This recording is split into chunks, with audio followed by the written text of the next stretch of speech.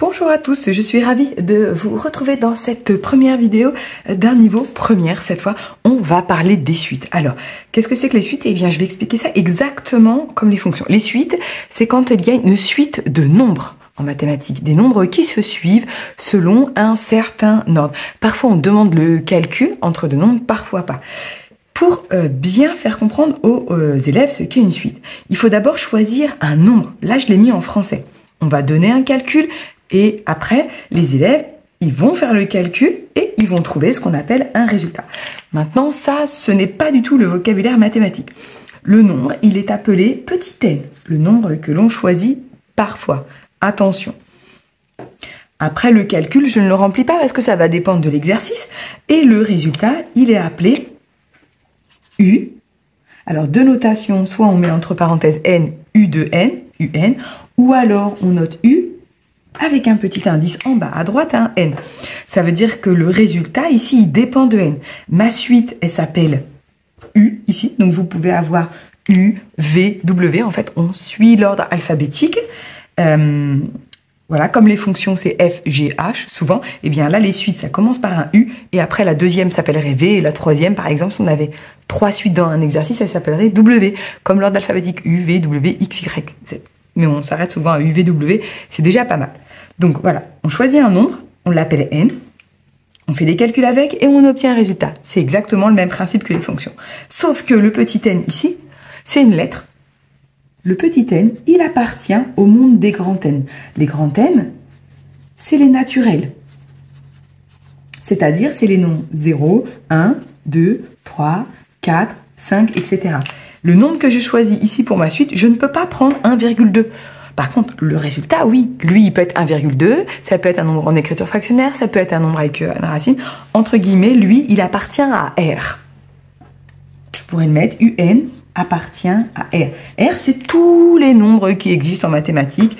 Enfin, attention, dans le monde des réels, parce qu'il existe un autre monde, mais celui-ci dans le monde des réels. Alors que celui-ci, on prend dans le premier monde que l'on apprend lorsque l'on est enfant, c'est 0, 1, 2, 3, 4, 5, 6, 7, 8, 9, 10. 11, 12, 13, 14, etc. 2024, 2025. Ensuite, les calculs. Là, donc le premier résultat s'appelle U0. Le deuxième s'appelle U1. Le troisième s'appelle U2. Vous voyez, il y a un décalage à cause de U0. C'est ce qu'on appelle le rang. Parce qu'en fait, les nombres, c'est-à-dire les résultats, on va les ranger. On va les ranger selon leur rang, exactement comme quand quand on se range en classe, on se met dans l'ordre.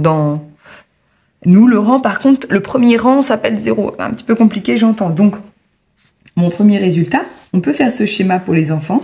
Il s'appellera U0. Le deuxième nombre que je vais trouver s'appellera U1. Le deuxième nombre que je vais trouver s'appellera U2. 3 petits points. Et puis, plus loin, j'en fais plein.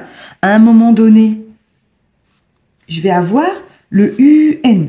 C'est-à-dire le UN, c'est le U, on ne sait pas combien. Parce qu'on ne sait pas qui est N. C'est un peu comme X. Voilà. Quand on dit j'ai X choses à faire, j'ai N choses à faire, j'ai moult choses à faire. Ça veut dire que j'en ai plusieurs, mais je ne sais pas combien j'en ai. C'est ça le UN. U0, U1, U2, U3, U4, U5, U6, U7, U8. Vous voyez, ils sont tous dans l'autre. Et donc le UN est un peu plus loin. Celui d'avant, il faut savoir, il s'appelle UN-1. Parce que celui qui est avant U7, bah, c'est U6. Par exemple, vous voyez, si je le note, celui qui est avant U7, ce sera U6. Celui qui est après U7, c'est U8. Par exemple, si je prends U 2024, celui qui est avant s'appellera U 2023 et celui qui est après s'appellera U 2025. Et en fait, quel calcul on fait pour passer de 2024 à 2025? Eh bien, on fait plus 1. Quel calcul fait-on pour passer de 2024 à 2023, eh bien, on fait moins 1. Eh bien, ici, le U avant UN s'appellera UN-1. Il faudra faire moins 1 à N.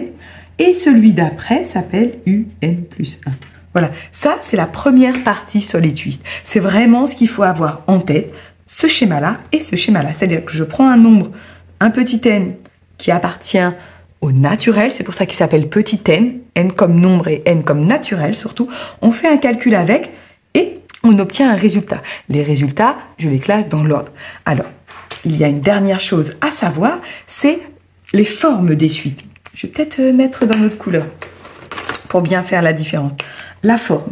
En fait, tout dépendra du calcul. Voilà. Je vais le mettre en vert ici. J'aurais dû utiliser. On a deux types de calcul. On a le calcul qu'on appelle de forme explicite. C'est-à-dire explicitement, on peut calculer n'importe quel numéro de la liste. Le U 2024, si ça nous fait plaisir. C'est ce qu'on appelle le UN. Ce qu'on appelle, nous, en mathématiques, la forme récurrente. La récurrence, eh bien, c'est quand on fait quelque chose de répétitif. On fait toujours la même chose. C'est-à-dire que là, ça va être du style UN plus 1. Donc, celui-ci, ça serait, par exemple, 2N plus 5. Voilà. Là, je choisis le U 2024 si je veux. Le U17, le U32. Le UN plus 1, c'est, par exemple, 3UN moins 1. C'est-à-dire que pour calculer U32, ici, vous voyez, je vais avoir besoin de U31. Mais pour calculer U31, bah, je vais avoir besoin de U30. Pour calculer U30, je vais avoir besoin de U29. Donc en fait, c'est très compliqué de calculer U31 avec une forme récurrence parce que j'ai besoin de tous les nombres d'avant. C'est pour ça que c'est récurrent. On fait toujours la même chose. On a besoin du copain d'avant pour calculer, en fait.